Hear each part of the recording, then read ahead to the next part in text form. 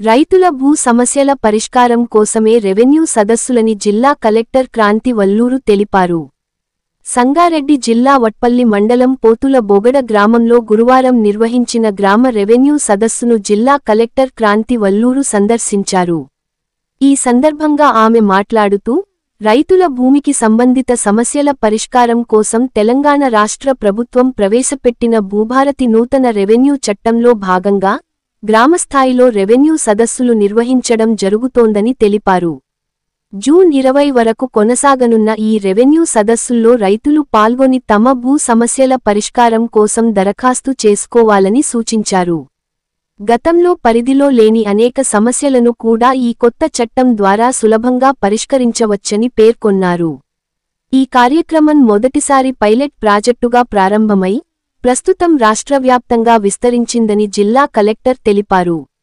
Revenue గ్రామాల్లో schedule ప్రకారం ముందస్తుగా సమాచారాన్ని అందజేసి సదస్సుల నిర్వహణ కోసం పకడ్బందీ ఏర్పాట్లు చేసినట్లు వివరించారు. జిల్లా కలెక్టర్ వెంట ఆర్డీఓ పాండు, సంబంధిత రెవెన్యూ అధికారులు తదితరులు పాల్గొన్నారు. భూమి సమస్యలున్న ప్రతి రైతు ఈ సదస్సులను వినియోగించుకోవాలని జిల్లా కలెక్టర్ క్రాంతి వల్లూరు సూచిస్తూ, తెలంగాణ రాష్ట్ర ప్రభుత్వం రైతుల సంక్షేమానికి కట్టుబడి ఉందని తెలియజేశారు. అలానే మండలాధికారులు, పెద్దలు, మహిళలు అందరికీ కూడా నమస్కారం తెలియజేస్తున్నాను. తెలంగాణ రాష్ట్ర ప్రభుత్వం రైతుల యొక్క భూ సమస్యలు పరిష్కారం చేయడానికి భూభారతి చట్టాన్ని తీసుకురావడం జరిగింది.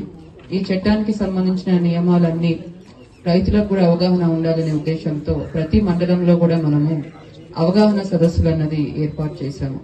ఎందుకంటే ఇది కేవలం ఒక చట్టంలాగానే కాకుండా ప్రతి రైతుకు కూడా దీని మీద అవగాహన ఉండాలి.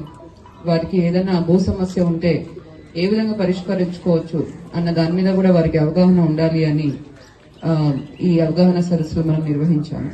మరి ఇప్పుడు ఈ చట్టం కింద ఎవరికైతే సమస్యలు ఉన్నాయో వారందరికీ కూడా పరిష్కారం చూపించాలి అని ప్రతి గ్రామంలో కూడా రెవెన్యూ సదస్సులు ఏర్పాటు చేసి రెవెన్యూ అధికారులే గ్రామం తిరిగి ప్రజల వద్దకు వెళ్లి వారి దగ్గర భూ సమస్యల గురించి దరఖాస్తులు స్వీకరించి ఆ దరఖాస్తులన్నీ కూడా మళ్ళీ టైం బౌండ్ గా పరిష్కారం చేయడానికి రాష్ట్ర ప్రభుత్వం ఆదేశాలు ఇవ్వడం జరిగింది.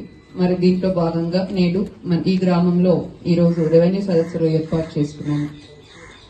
అందరినీ కూడా కోరేది ఏమంటే ఈ రెవెన్యూ సదస్సులను సద్వినియోగం చేసుకోవాలి. మీకు ఎటువంటి భూ సమస్య ఉన్నా కూడా ఈ రెవెన్యూ సదస్సులో వచ్చి మీరు దరఖాస్తు ఇవ్వాల్సి ఉంటుంది. ఆ దరఖాస్తుకి మీకు ఉన్న సపోర్టింగ్ డాక్యుమెంట్స్ అన్ని కూడా ఒక జిరాక్స్ కాపీ అటాచ్ చేస్తూ అందించాలి. ఒకసారి ఈ దరఖాస్తుల స్వీకరణ అంతా కూడా కంప్లీట్ అయిన తర్వాత ఏవైతే మాకు దరఖాస్తులు వచ్చినాయో దాంట్లో ఆ భూమికి సంబంధించి ఎవరైతే ఇంట్రెస్టెడ్ పార్టీస్ ఉన్నారో వారందరికీ కూడా నోటీస్ అన్నది ఇవ్వడం జరుగుతుంది. మీ గ్రామానికి మళ్లీ మా రెవెన్యూ అధికారులు వచ్చి గ్రామంలోనే కూర్చొని రికార్డు చూసుకుంటూ పొజిషన్ ఉందా లేదా, సాగు చేస్తున్నారా లేదా అన్నది కూడా క్షేత్రస్థాయి పరిశీలన చేసి మీ దరఖాస్తు ఇది వరకు లాగా మీరు అప్లికేషన్ పెట్టడం అది ఎందుకు రిజెక్ట్ అయిందో కూడా తెలియకుండా రిజెక్ట్ అవ్వడం, ప్రతిసారి మేము పంపిస్తున్నా కూడా రిజెక్ట్ అవుతుందని చెప్పడం అటువంటివి ఇప్పుడు జరగవు. అయితే నిర్ణయం తీసుకుంటారో మీకు రికార్డు ఉంది, పొజిషన్ ఉంది అంతా జరుగుతుంది. ఎందుకు ఒక దరఖాస్తు రిజెక్ట్ చేయడం జరిగింది అన్నది కూడా మీకు తెలియజేయడం జరుగుతుంది. మరి ఈ సిస్టమ్ లో అప్పీల్ వ్యవస్థ కూడా ఇవ్వడం జరిగింది. కాబట్టి ఒకవేళ మీరు తహసీల్దారే అన్ని దరఖాస్తులు ఎంక్వైరీ చేస్తారు, వారిచ్చిన ఆర్డర్ తో మీరు సంతృప్తి చెందకపోతే అప్పీల్ కూడా మీరు ఆర్డీఓ గారి ముందు వేసుకోవడానికి అవకాశం ఉంటుంది. కాబట్టి మీకు ఇది వరకు లాగా ఊరికే అప్లికేషన్ రిజెక్ట్ అవ్వడము, మాకు తెలియకుండా వేరే వాళ్ళ పేర్లు ఎక్కినాయి, మాకు పౌతీలు చేయడం లేదు, ఇటువంటి ఇబ్బందులు లేకుండా మా అధికారులే మీ పొలం వద్దకు వచ్చి అన్ని చెక్ చేసుకొని కరెక్ట్ ఉందా లేదా అని చూసి ప్రతి దరఖాస్తు కూడా పరిశీలన చేసి పరిష్కారం చూపించడం జరుగుతుంది. కాబట్టి అందరూ కూడా ఎప్పుడైతే ఎంక్వైరీకి వస్తారో మీ గ్రామంలో మీరు అందుబాటులో ఉండి మీ ఉన్న పొలం గానీ మీరు ఎక్కడ పొజిషన్ లో ఉన్నారో అవన్నీ డీటెయిల్స్ మా రెవెన్యూ అధికారికి మీరు అందుబాటులో ఉండి చూపించాల్సి ఉంటుంది. దాని ప్రకారమే నిర్ణయం తీసుకుంటారు. ఆ నిర్ణయం కూడా మీకు కమ్యూనికేషన్ అనేది చేయడం జరుగుతుంది. సో మీకు మీ భూ సమస్యలకు పూర్తిగా న్యాయం చేసే విధంగా కొత్త చట్టం ఏర్పాటు చేశారు. కాబట్టి ఈ చట్టాన్ని అందరూ కూడా సద్వినియోగం చేసుకోవాల్సిందిగా కోరుతూ సెలవు తీసుకుంటున్నాను. Thank you.